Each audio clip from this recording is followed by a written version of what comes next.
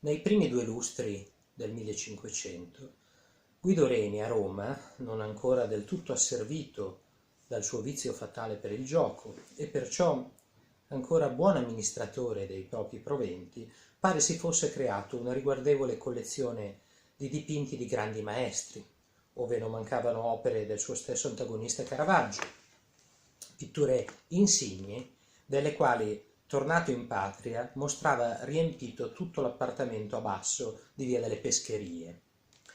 Prontamente dunque Reni, forse in anticipo su quell'altro grande pittore e mercante che fu a Venezia Nicolas Régnier, percepisce la nuova funzione dell'artista seicentesco, un po' sensale e un po' consulente, che traffica dipinti propri e di altri artisti.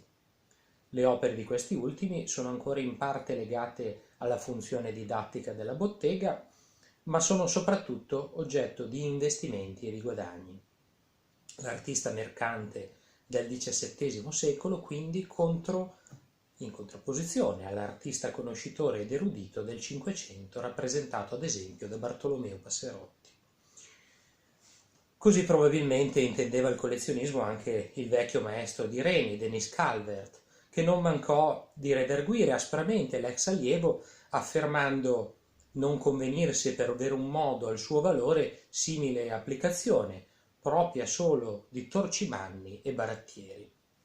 In effetti, la scaltrezza commerciale di Reni, almeno fino a che negli ultimi anni i crescenti affanni dei debiti di gioco gli tolsero lucidità ed equilibrio, è ben testimoniata da Malvasia.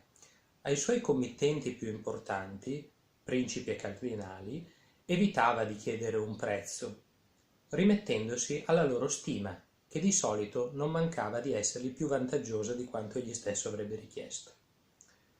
Per gli altri difficilmente trattava di persona, servendosi quasi sempre di intermediari di diverso tipo, adatti alle diverse classi sociali dei clienti e che comunque sempre mostravano aver ottenuto per i medesimi l'opera come favore personale, con l'ovvio risultato di escludere così sul nascere qualsiasi possibilità di mercanteggiamento. Ci sono anche artisti moderni che si comportano più o meno allo stesso modo, donde la necessità di quei segretari sensali, talvolta allievi stessi di Guido, che si avvicendarono al suo servizio.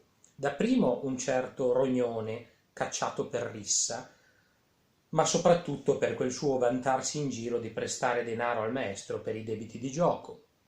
Poi Bartolomeo Belcollare, uomo destro molto e avvenente, morto però di peste nel 1630.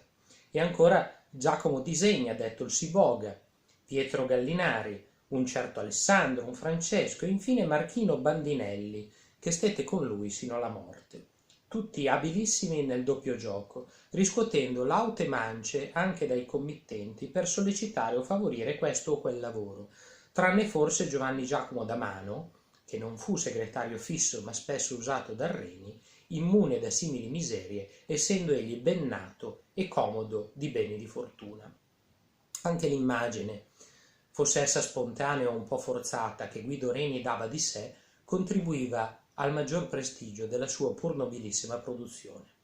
Di carattere schivo e riservato, egli spesso dava nel burbero ed arrogante, come quando decise di raddoppiare il prezzo a figura dei suoi dipinti, dopo che uno di questi, giunto a Roma, fu giudicato troppo caro da Pietro da Cortona. O come quando certi cappuccini, frati cappuccini, visto il presepe per la Certosa di Napoli nel suo studio, azzardarono una valutazione dell'opera per loro eccessiva, ma corrispondente solo ad 1/3 del prezzo ritenuto giusto da Guido Reni. Si vede bene, cari padri, disse lui, che non vi intendete che di povertà. Questo era il carattere di Guido Reni. La scuola di Guido Reni, Artioli editore in Modena, stralci dal saggio di Massimo Pirondini.